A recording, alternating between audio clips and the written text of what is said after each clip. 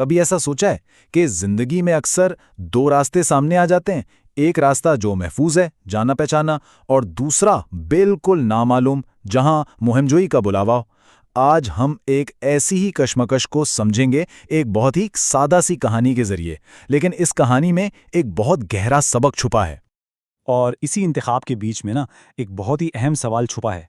वो क्या चीज़ है जो हिफाजत को मुहिमजोई से अलग करती है? ये सवाल सिर्फ इस कहानी का नहीं, बल्कि हमारी अपनी ज़िंदगी के बहुत से फैसलों को भी मरकज़ है। तो चलिए मिलते हैं इस कहानी के हीरो से, ग्रेगोरी नामी एक बहुत ही मुतजस्सिस बकरी से। इसके जहन में ना बस एक ही सवाल घूम रहा था, आखिर इस लकीर के पार है क्या? और बस यही वो छोटी सी चिंगारी थी जिसने उसके अंदर एक तूफान खड़ा कर दिया।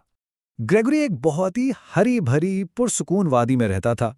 सब कुछ ठीक था, लेकिन फिर एक दिन उसे मिट्टी में खींची हुई एक पुरस्रार लकीर नजर आई। एक ऐसी लकीर जो उसकी जानी पहचानी दुनिया को किसी अनजान दुनिया से अलग कर रही थी। तो अब ग्रेगरी के सामने एक बिल्कुल वाज़ेह इंतखाब था।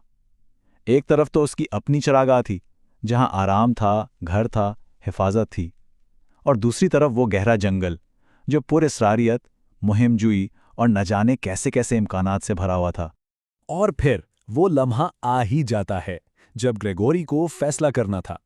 ये सिर्फ एक कदम उठाने की बात नहीं थी, ये दरअसल खौफ और मुहिमजोई के दरमियान एक बहुत गहरा इंतखाब था। अब जाहिर है, जब भी कोई बड़ा कदम उठाने लगता है तो कुछ एहतियात की आवाज़ें भी आती हैं। उसके दोस्तों ने इसे खबरदार किया, ग्रेगोरी देखो, वो लकीर पार मत करना। ये आवाज़ें दरअसल उन उसूलों की थीं जो हमें जाने पहचाने रास्तों पर चलने का कहती हैं। लेकिन दोस्तों की बातों के बावजूद ग्रेगोरी के अंदर की आवाज़ कुछ और ही कह रही थी। उसने खुद से कहा, नहीं, मैं खौफ को खुद पर हावी नहीं होने दूंगा। ये इसके तजस्सुस की ताकत थी, उसके अपने रास्ते पर चलने का अज़्म था। और बस उसी एक सोच के साथ उसने एक पुरअज़्म छलांग लगाई और उस लकीर को पार कर लिया। यही वो फैसलाकुन लम्हा था जब ग्रेगोरी ने नामालूम की दुनिया में कदम रख ही दिया। तो ठीक है, ग्रेगोरी ने लकीर तो पार कर ली। अब आगे क्या हुआ? शुरू में तो उसकी नई दुनिया जोश और हैरत से भरी हुई थी। उसी जंगल में क्या कुछ नहीं मिला। रंग बिरंगे फूलों की खुशबू, झरनों का मीठा शोर और हवा में सरसराते पत्तों की मौसीकी, ये सब कुछ उसकी बहादुरी का पहला इनाम था। एक जादुई नई दुनिया। वो तो बस खुशी से नाचने लगा, जंगल के हर कोने खुदरे में झांक रहा था, सब कुछ दरियाफ्त कर रहा था। ये उसकी मुहिमजोई का उरूज था, एक खालिस बेसाख्ता खुशी का एहसास। मगर फिर अचानक ऐसे एहसास हुआ कि वो तो रास्ता भटक गया है। ये वो लम्हा था जब कहानी का रंग एकदम बदल गया और खुशी की जगह परेशानी ने ले ली। अब उस पर एकदम से घबराहट तारी हो गई। घने दरख्तों ने आसमान को छुपा लिया था और हर तरफ से अजीबो गरीब नामानूस आवाजें आ रही थीं जो उसके दिल में खौफ बिठा रही थी। वही खूबसूरत जंगल अब एक डरावनी भूल भुलैया लग रहा था। और अक्सर ऐसा ही होता है ना, कि खौफ के उसी लम्हे में हमें कोई गहरा सबक मिलता है। यहीं से कहानी का आखिरी हिस्सा शुरू होता है, जहां ग्रेगोरी को अपने तजुर्बे से मिली हिकमत का एहसास होता है।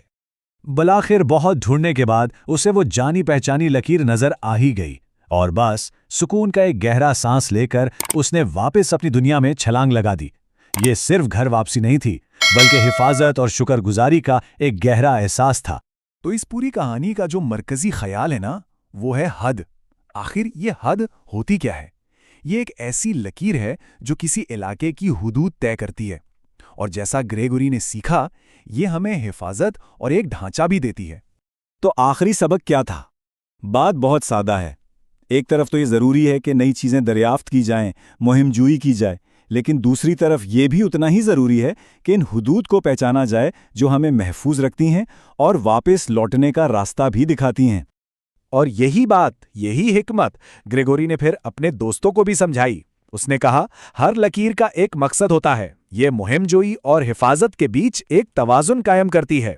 वो एक मुतजस्सिस बकरी से अब एक दाना बकरी बन चुका था। तो ग्रेगोरी की ये कहानी जाते जाते हमें एक बहुत बड़े सवाल के सामने खड़ा कर देती है।